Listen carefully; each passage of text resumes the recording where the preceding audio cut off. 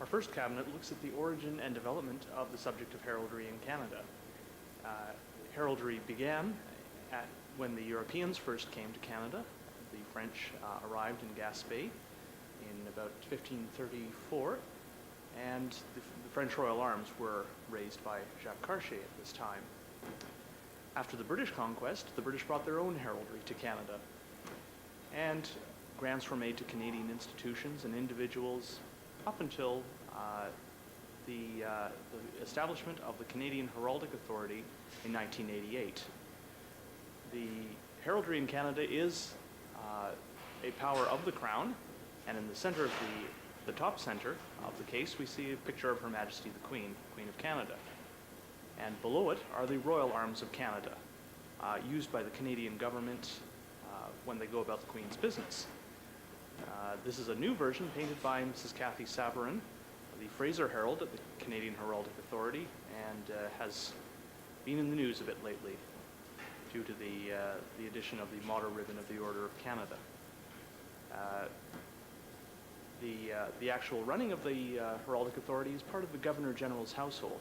And at the top right-hand corner, we see a photograph of the Governor General, the Right Honorable Romeo LeBlanc, and his wife. Mr. LeBlanc's personal coat of arms is found below it, in which we see examples of his Acadian heritage, his viceregal position, and his New Brunswick place of origin. These were granted last year, I believe.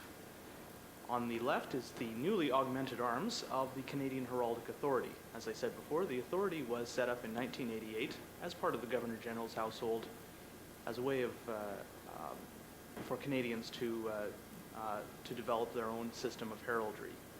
And grants are made from the authority by the Chief Herald, Mr. Robert Watt, who is pictured immediately below the Royal Arms. The arms of the authority, moving back to the left-hand corner, should just show a plain maple leaf with a white shield in the middle of it, and on the top the lion from the crest of Canada, and new supporters have been added on the sides, being raven bears. These animals have been borrowed from mythology of our native peoples. On the right, we have the document establishing the Canadian Heraldic Authority in 1988. We've moved to the next cabinet. This is a cabinet which describes how to find out more about heraldry, and it notes that this exhibition has been sponsored by the Heraldry Society of Canada, Toronto branch, in conjunction with the Canadian Flag Association. The large item in this cabinet is the armorial banner of the Canadian Heraldic, of the Heraldry Society of Canada, and this is a flag based on the arms granted to the Heraldry Society in, I believe, the early 1970s. In the lower part of the cabinet, we have a selection of journals, magazines, newsletters, to do with heraldry, which are published in Canada and around the world. The Heraldry Society of Canada is the main voice of heraldic research in Canada, and it undertakes many educational initiatives, such as the exhibit we have today in Robarts Library. This exhibit is taking place at Robarts Library in the University of Toronto, and as such, we have made a special display of arms that are found around the University of Toronto. U of T is perhaps Canada's richest university in terms of heraldry, not only in the number of related institutions which have had official grants of arms, but also in the display of heraldry around the university. Much of this was due to earlier this century, in the mid-century, due to the great Canadian artist based in Toronto, Alexander Scott Carter. And some of the photographs we have show his work in Harthouse. In the center of the screen here, we have a few photographs of his shields of the universities of the British Empire and their allies in the First World War, which he painted around 1919, 1920 in the Great Hall of Harthouse. Scott Carter also painted a wonderful map of the university in 1934, and this is found in the map room of Harthouse. the photographs of the map are in the left-hand side of the screen. The arms of the University of Toronto were designed in the 1850s by the president, Sir Daniel Wilson. At that time, they included a maple tree crest and supporters, and a slightly different motto. He also designed arms of University College, with which the University of Toronto had a special relationship. The arms therefore reflected this. Even though they were in different colors, they were essentially a rearrangement of the design. The two arms, the University of Toronto on the left and University College on the right, are seen in the large photograph in the center of the screen. This is found in the West Hall of University College. Both of these arms were officially granted by the Kings of Arms of England in 1917, 2 years after the first Canadian grant to a university, which was the University of British Columbia. And we see further examples of the University of Toronto arms in the top left-hand corner on a pamphlet, and in the bottom left-hand corner on a wall plaque. As I mentioned before, many institutions at the University of Toronto have also received grants of arms. In the lower part of the right-hand side of the case, we see a few examples of the arms of Trinity College, an affiliated Anglican college with the university, originally founded by Bishop John Strawn, first Anglican Bishop of Toronto, and they are essentially an adaptation of his arms. These arms can be seen in the form of a candle, a greeting card, a sweater badge, and just on a color photocopy. Immediately above the color photocopy of the Trinity arms, the arms of its sister college, St. Hilda's, the only college at the University of Toronto to have arms granted by the Canadian Heraldic Authority. That was in 1989. And around it, there are other colleges which have received grants of arms. We have a picture of the Massey College arms, a graduate college, which was granted arms in 1964. Above it, the part-time undergraduate college, Wordsworth College. And on the far right, at the top, we have St. Michael's College, a Roman Catholic affiliated university college. Again, its arms are based on the arms of the first bishop, this being the Roman Catholic Bishop of Toronto. Below it, there's a photograph of the arms of Wycliffe College, another Anglican seminary affiliated with the university. And below that photograph, in the bottom right-hand corner, are the arms of the Faculty of Forestry of the university. And there are several other colleges which have arms at the university. I point out Arundel College, coming back to the top left-hand corner, which is located in Mississauga and affiliated with the University of Toronto. Robarts Library, being Canada's largest library, has an excellent selection of books on heraldry, and we show a few of them in the lower part of the case. Some of these deal with international heraldry, which I will be speaking about in a moment. For centuries, heraldry in Canada was essentially the heraldry of France, or later of England and Scotland. One of the advantages of the Canadian Heraldic Authority, set up in 1988, is the ability of heraldry in Canada now to absorb influences from around the world in its symbol system. At the bottom of the case, on the left bottom, we see a couple of examples of earlier grants from England, they being to a gentleman in Islington named John Setchell, and to an institution in Toronto, being the Hospital for Sick Children. The hospital is on the right, along with its flag, and Mr. Setchell's arms are on the left.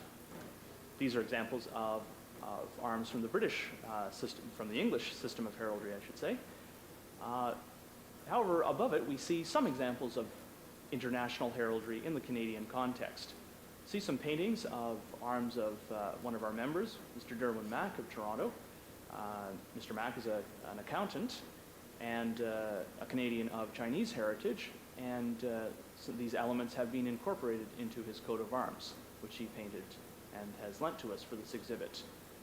Underneath the example of Austrian heraldry, we have a photograph of a gentleman from northern Ontario who is of Ukrainian background, and the arms are essentially an adaptation of ancient Ukrainian arms. To round out this case, we have examples of heraldry in use. This particular grant of arms is to a high school in Scarborough, Sir Oliver Mowat Collegiate Institute, and we can see how this school has used its arms on a coffee cup, on a t-shirt, on various programs, business cards, stationery, and so forth. Our final main display case of heraldry deals with heraldry in use in Canada today. In the center we have a poster issued by the government, the Department of Heritage, showing Canadian symbols, surrounded by examples of the arms and flags and floral emblems of the provinces of Canada, as well as the nation itself at the top. These are designed to be posted in classrooms. Around it we have various examples of heraldry granted by the Canadian Heraldic Authority. On the right we have examples such as Canadian municipalities from Ottawa to West Vancouver to Northumberland County to the town of Markham, to schools, Lakefield College School at the top and Upper Canada College at the bottom. Organizations such as the Victorian Order of Nurses, the National Council of Women, a badge granted to an Indian nation in Alberta. The curious arms in the center of the right side are the Murchie's Tea and Coffee Company of Vancouver.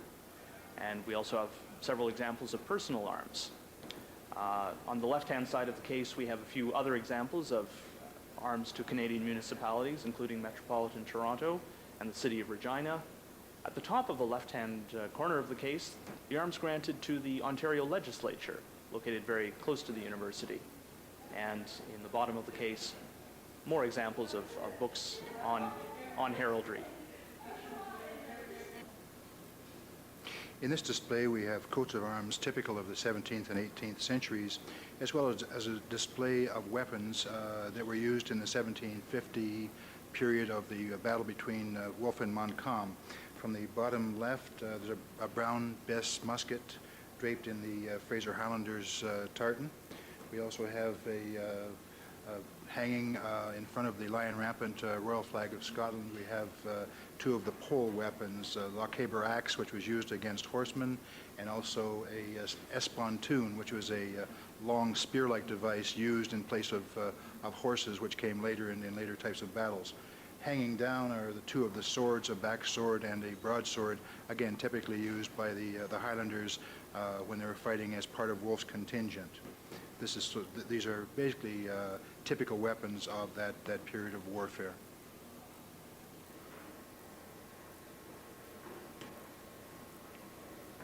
What we have seen up to now has been a display of armorial or heraldic flags. And behind me you'll see a display of Chinese flags which predate heraldry by perhaps many hundreds of years, if not thousands, and which are unrelated to heraldry. And I'll show you some of these examples. For example, China as a modern nation has had flags only since the British broke into China in the early 19th century. But you find, for example, the first flag was a dragon flag to represent the empire. Later, in the Republic, this five-striped flag emerged. Later on, the communists took over with their 5 stars, 5 and red being lucky combinations for the Chinese. Before the communists, of course, and still flying in Taiwan, is the white sun, blue sky flag.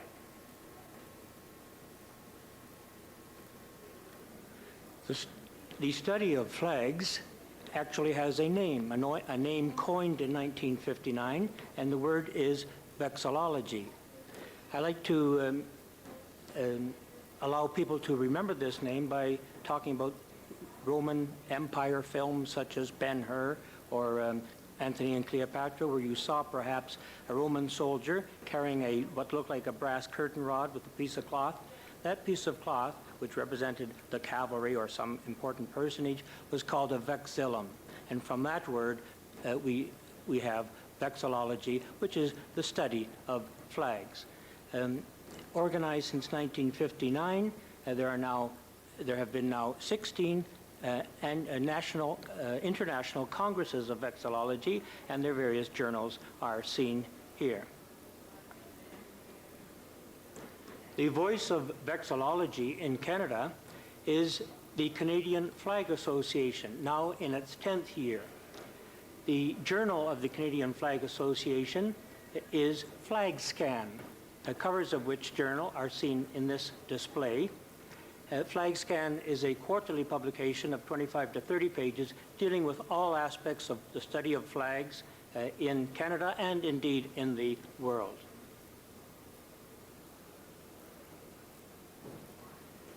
The design of flags is called vexillography, and good flag design, and there is bad flag design. Some examples of bad flag design include flags which have to write the name of the place that it represents. These are city flags, by the way, of Canada, municipal flags. And on some of these you'll find words. Words which cannot be seen from a distance, words cannot be seen from the opposite side, and if the symbol is a good one, why do we need words? Or we can look at the flag of Scarborough. You see the red maple leaf on a white background, above a stylization of the famous Scarborough Bluffs. That says a lot for Scarborough. Here we have further displays of flags. The first one is of Canadian interest. It's the RCMP flag, very handsome flag, based on the red ensign, the color red, a color prized very much and esteemed very much by the Indians of the Northwest. And in the place of honor in the canton is the RCMP device of the buffalo's head. The place of honor, by the way, is the canton on the flag. Our next display shows controversial flags. Both of these flags were at one time terrorist flags, but now they are national flags. Israel on the left and Palestine. This display shows many of our Indian and Métis flags. There is not one flag for Indians, but most bands and nations have devised their own. Our last display shows the Slavic flags of Central and Eastern Europe, and this is an example of red, white, and blue, the Slavic colors being found in many of the flags. We thank the Canadian Flag Association and the Heraldry Society of Canada Toronto branch for setting up this display.